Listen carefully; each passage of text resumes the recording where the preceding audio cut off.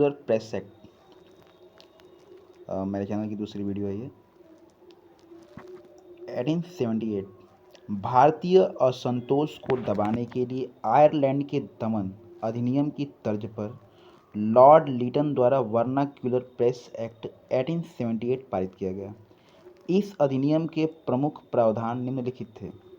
जिला स्तर पर दंड नायकों को यह अधिकार दिया गया कि वे समाचार पत्रों से अनुबंध पर हस्ताक्षर करवाएं तथा अवहेलना पर मुद्रालय को जब्त करें। दंड नायक को निर्णय के विरुद्ध अपील करने की अनुमति नहीं होगी। कार्यवाही से बचने के लिए संबंधित पत्र अपने प्रूफ प्रमाण सेंसर बोर्ड को देंगे।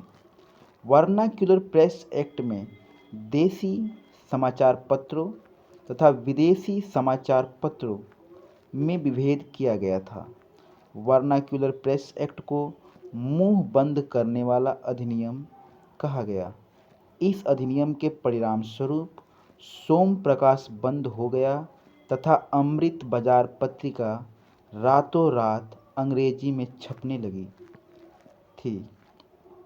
भारत, मिहिर, ढाका प्रकाश, सहचर आदि अनेक पत्रों पर मुकदमे दायर किए गए। लॉर्ड रिपन ने इस अधिनियम को भारी विरोध के कारण 1882 में निरस्त कर दिया था। अब हम लोग का नेक्स्ट टॉपिक है समाचार पत्र अधिनियम 1908। वर्ष 1905 में लॉर्ड कर्जन ने बंगाल का विभाजन किया, जिसके कारण सारे भारत में असंतोष की भावना फैल गई। भारतीय समाचार पत्रों ने कर्जन की नीतियों की तीव्र आलोचना की, अतः सरकार ने समाचार पत्रों को बाधित करने के लिए समाचार पत्र अधिनियम 1908 पारित किया। इसके प्रमुख प्रावधान निम्नलिखित थे।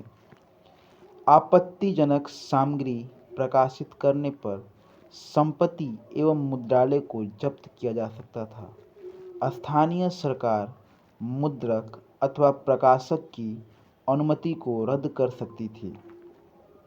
मुद्रक तथा प्रकाशकों को मुद्रालय के जब्त होने के 15 दिन के अंदर उच्च न्यायालय में अपील करने की अनुमति थी। इस अधिनियम की कठोरता के कारण संध्या, युगांतर एवं वंदे मातरम आदि समाचार पत्रों को अपना प्रकाशन बंद करना पड़ा, क्योंकि ये समाचार पत्र बंगाल में उग्र राष्ट्रवाद को बढ़ावा दे रहे थे। भारतीय समाचार अधिनियम 1910 यानी 1910। ब्रिटिश सरकार ने समाचार पत्रों पर प्रभावी नियंत्रण लगाने के लिए भारतीय समाचार अधिनियम 1910 लागू किया।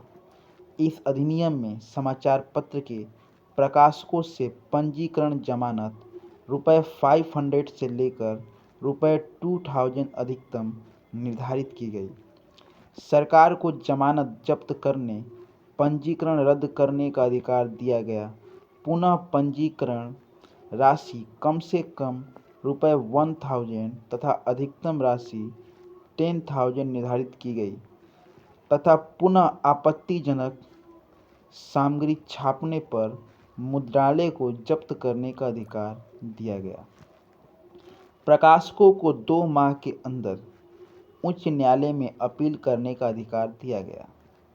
प्रत्येक समाचार पत्र के प्रकाशक को समाचार पत्र की 2 निःशुल्क प्रतियां सरकार के समक्ष प्रस्तुत करना अनिवार्य किया गया।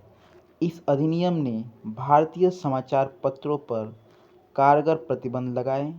प्रथम विश्व युद्ध के दौरान इसमें भारतीय सुरक्षा अधिनियम जोड़ दिए गए, जिससे प्रतिबंध अधिक कठोर हो गया एवं अधिनियम के तहत लगभग 991 मुद्रालयों एवं समाचार पत्रों के विरुद्ध कार्यवाही की गई। Press inquiry committee 1921। भारतीय समाचार पत्रों के प्रति कठोर प्रेस कानूनों की समीक्षा के लिए वर्ष 1921 में विधि सदस्य सर तेज बहादुर सप्रू की अध्यक्षता में प्रेस इंक्वायरी कमेटी की नियुक्ति की गई। इस कमेटी की अनुशंसा पर वर्ष 1908 एवं वर्ष 1910 के प्रेस अधिनियमों को निरस्त कर दिया गया। कल हम लोग पढ़ेंगे भारतीय समाचार पत्र अधिनियम 1931। धन्यवाद। चैनल को सब्सक्राइब करें, लाइक करें, कमेंट करें।